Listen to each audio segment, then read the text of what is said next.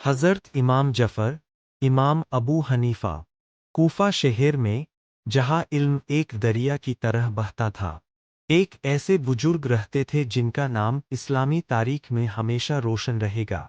हज़रत इमाम जफ़र, इमाम ए आजम अबू हनीफा रहमतुल्लाह अलैह। वह एक ईमानदार व्यापारी के घर पैदा हुए थे।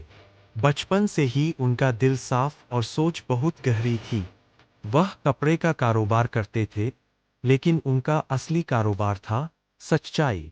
कारोबार में ईमानदारी। एक दिन इमाम जफर ने कपड़े में एक छोटा सा ऐब देखा। उन्होंने अपने मददगार से कहा, इस कपड़े को बेचते समय ग्राहक को इसका ऐब जरूर बताना। बाद में उन्हें पता चला कि कपड़ा बिना ऐब बताए बेच दिया गया। यह सुनकर इमाम जफर बहुत गमगीन हुए। उन्होंने उस कपड़े से हुई पूरी कमाई अल्लाह की राह में सदका कर दी और कहा, हम वह दौलत नहीं चाहते जिसमें बेईमानी हो।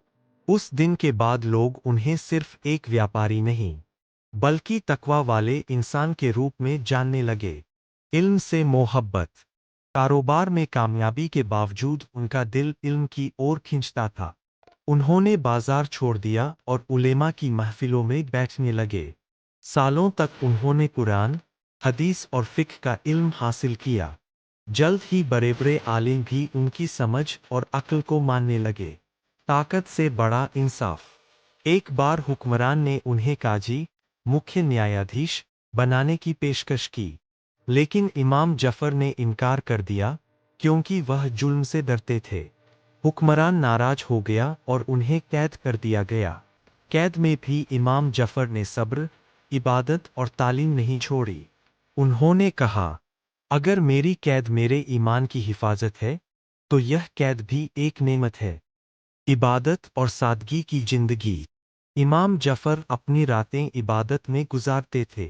कहा जाता है कि उन्होंने कई बार पूरी कुरान शरीफ रात की नमाजों में मुकम्मल की। वह गरीबों की मदद चुपचाप करते थे, तलबा की परवरिश करते थे और एक सादगी भरी जिंदगी जीते थे। हमेशा जिंदा रहने वाली विरासत।